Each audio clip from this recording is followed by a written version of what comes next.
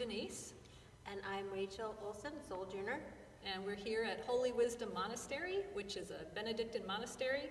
And we're going to talk a little bit about Lent, which starts tomorrow. And I'm wondering, Rachel, if you could tell me, have you always observed Lent in your life? No, not always. I didn't grow up with it. It wasn't until I got involved in church things in the Methodist Church. They observe it as part of their practice. Although it's less about giving up things and more about adding things, but the idea of penitence and self-reflection and preparing for Easter is all part of their yearly rhythm. Okay. Yeah, I didn't grow up with it either. The first time I observed Lent was when I came here about 3 years ago. So it's still kind of new to me. But I love the season of Lent. So I thought I'd read a little bit from the Rule of Benedict, which is what we follow. Only a portion of this book is the Rule of Benedict. But this is from chapter 48, the Daily Manual Labor.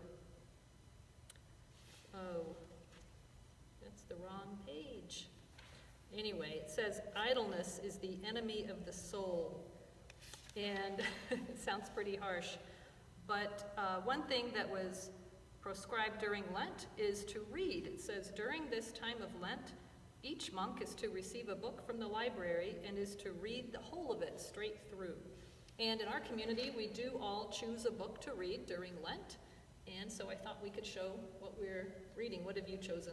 I'm going to read Wisdom Distilled from the Daily, Living the Rule of St. Benedict Today, written by Joan Chittister, OSB. This is actually a book I've been wanting to read. One of the tenets of Benedictine life is study, and as a sojourner, I'm supposed to be doing some studying, and I have to say that because of the fact that I also work here, I don't always get as much study as I would like. So this is going to be my chance to get caught up on some of my reading. So this is I think on the short list of books that if you're at all interested in learning anything about what the Rule of Benedict in an accessible way, this would be like one of the 3 or 4 books that would be first to be recommended for that. Yeah, that's a great book. It's a classic. And it's for anybody. You don't have to be in a monastery. It's very readable. So I'm in the process of choosing from either perspectives on the Rule of St. Benedict, expanding our hearts in Christ, or cherish Christ above all, the Bible and the Rule of Benedict. And I'll have those picked out by tomorrow. And just I want to read a little bit from the observance of Lent in the Rule. I think it's kind of funny myself, but the life of a monk ought to be a continuous Lent. Since few, however, have the strength for this, we urge the entire community during these days of Lent to keep its manner of life most pure and to wash away in this holy season the negligences of other times. Do you have any negligences of other times, Rachel, that you're going to wash away? I have negligences. I'm not sure I want to share them with the world. But I think that it's not a bad idea to take a look at how you live and the habits that we get into, and to, from time to time, ask yourself, is this really helping me grow the way I want to grow, be who I want to be?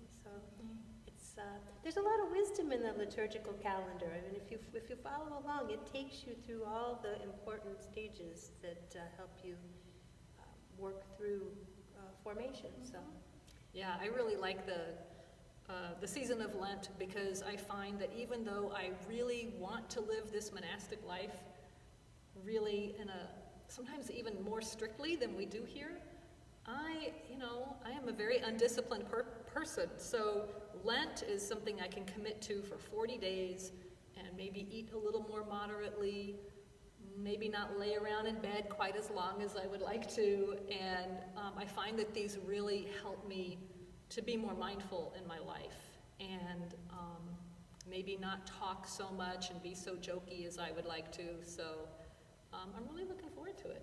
So tomorrow we have a Ash Wednesday, we have a service, and after that we'll get started with Lent. yes. Thank thank you for watching and listening. Yes.